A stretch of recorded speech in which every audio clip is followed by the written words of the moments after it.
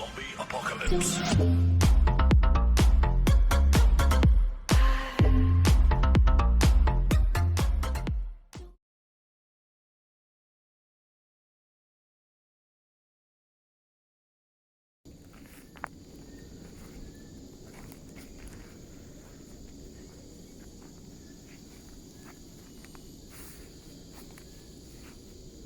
Sekarang kita di kawasan yang puncak yang tertinggi, lebih kurang ketinggian daripada laut sehingga dalam 3 hingga 400 meter lah.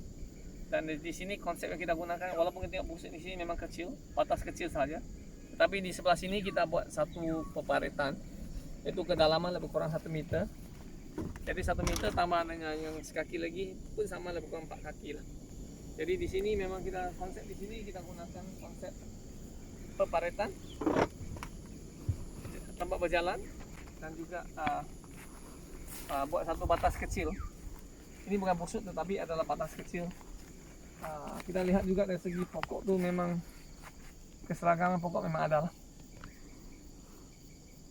Tetapi di atas paras ini mungkin pokok lebih kecil sedikit daripada yang di bawah. Antara sebabnya salah satu ialah air tak cukup lagi lah. Jadi pemberian air itu sangat penting, pengairan sangat penting. Jadi kita sekarang tengah memperbaiki sistem supaya air itu dapat diberi dengan sepenuhnya.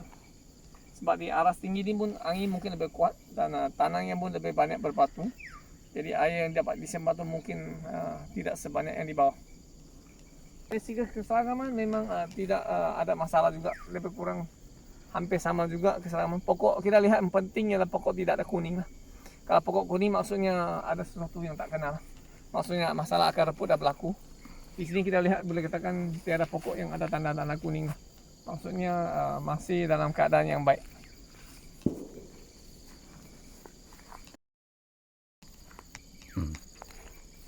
Jadi kita lihat daripada segi ni, ada kalanya kalau kita lihat kalau tiba-tiba ada satu ranting yang kering, ini biasanya disebabkan oleh cikada lah. Cikada biasanya dia akan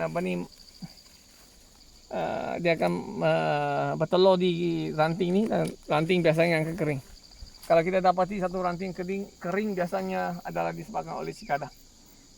Itu antara satu faktor yang boleh dibagi sebagai kayu pengokor. Jadi kita lihat di sini adalah peparetan yang kita buat di sini. Jadi ini juga kita dapat mengurangkan hakisan dan juga air tidak bertakung. Walaupun kawasan ini kering, tetapi pokok masih dapat tumbuh dengan sihat. Kecurangan di sini saya rasa boleh dikatakan kecurangan 6 hingga 30 hingga 40. Agak suram juga ya. Ada kawasan yang boleh sampai 50-50. Tapi 50 susah tanah. 30-40 pun agak suram. Di Pahang ni biasanya nak dapat tanah rata ni tak banyak. Biasa banyak yang berbukit lah. Kalau kita lihat di seberang sana sawit pun kesuramannya lebih kurang dalam 30 hingga 40. Dan ini antara satu lagi pokok yang sekali-kala kita akan terserempak juga antara pokok yang tiba-tiba mati. Kalau tiba-tiba kering biasanya ada dua sebab. Kalau lihat keliling sini basah, maksudnya dalam tu memang ada masalah agak putih ataupun anak-anak.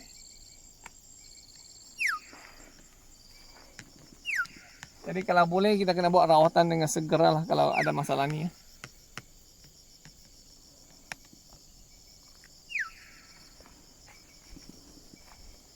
Kita lihat kawasan sini struktur tanahnya ada tanah berbatu, jadi memang cepat kering. Kita lihat di sini contohnya memang berbatu. Tetapi ada kebaikan juga kelemahan. Kelemahan ialah pokok kecil sebenarnya dia tidak tahan panas sebab kawasan berbatu dia cepat kering. Tetapi bila pokok sudah membesar satu hari nanti, sebenarnya pokok berbatu ni ada kelebihan ialah pokok jarang boleh kena penyakit kanker. Sebab pengudahan tanah adalah lebih baik. Jadi kelemahan pokok lambat tumbuh. Jadi untuk mengatasi masalah ialah pastikan penyiraman air mencukupi untuk memenuhi keperluan air. Jadi kita menggunakan kelemahan itu dijadikan sebagai satu kekuatan kita seandainya kita memberi pengairan yang mencukupi lah.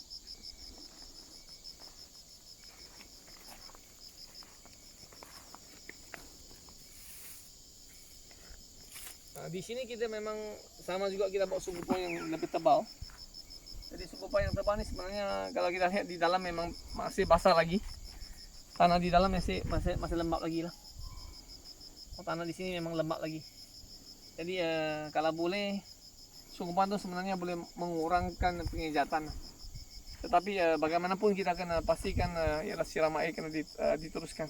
Sebab musim panas sih, kalau tidak nanti musim panas yang lepas sih pokok akan terbantut. Jadi tibanya musim hujan tu baru tumbuh kan. Jadi pertumbuhan pokok kita dapat dicapai dengan sekaki sebulan seandainya kita memberi pengairan yang mencukupi, saluran yang baik, pembajaan yang mencukupi lah.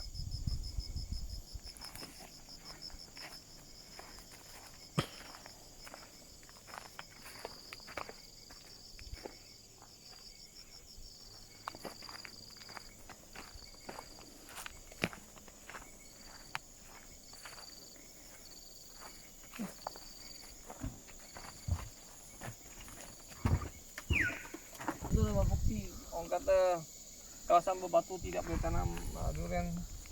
Sebenarnya itu adalah satu mitos juga. Tetapi kalau kita dapat mengedarkan pengairan tanah yang baik, sebenarnya durian boleh ditanam di mana-mana kawasan saja. Ya begitu juga dengan membina rumah kan. Kita lihat perumahan yang dibuat, contohnya di Sibu, banyak tempat itu memang ditenggelam air. Tetapi mereka membina tuh rumah tuh di atas air. Jadi antara kalau kita laut di Malaysia banyak keunikan setiap bandar. Contohnya tengok di Pulau Ketam, orang membina rumah tuh di atas laut. Jadi inilah satu contoh yang bagaimana kita sebagai manusia menggunakan akal pikiran kita untuk melakukan sesuatu atau mengubah sesuatu supaya kita dapat menanam durian di kawasan yang walaupun keadaan persekitarannya bukannya sangat baik ataupun tanahnya bukan sangat subur lah. Jadi kita lihat di sini memang kawasan memang semua berbatu lah. Kalau nak kata tanah tu memang suka ya sebab berbatu kan. Tetapi kalau lihat dari segi hutan pokok durian ini menunjukkan pada kita ialah walaupun berbatu tetapi boleh ditanam juga lah.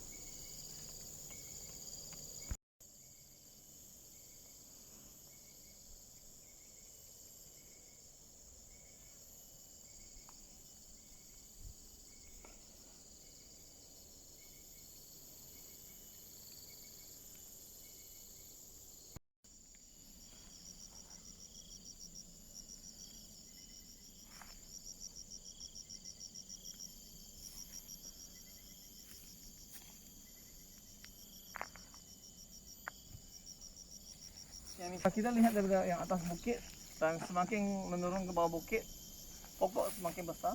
Antara faktor yang menyumbang kepada yang ini juga antaranya ialah terkena air dan juga jumlah air yang disiram. Jadi semakin tinggi itu air itu semakin kurang. Jadi kadar siraman tu kuantiti air juga berkurangan. Jadi semakin rendah kuantiti air disiram itu bertambah. Jadi pertumbuhan pokok pun di sini nampak lebih besar sedikit berbanding di atas. Jadi kawalan air itu juga sangat penting untuk memastikan pertumbuhan pokok kita tumbuh cepat dan seragam.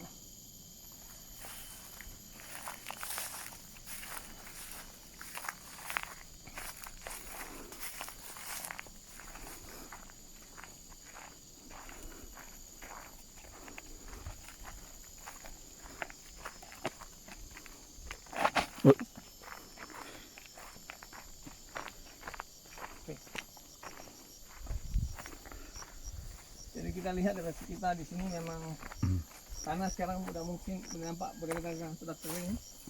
Ada yang sudah mulai nampak kesan mereka juga.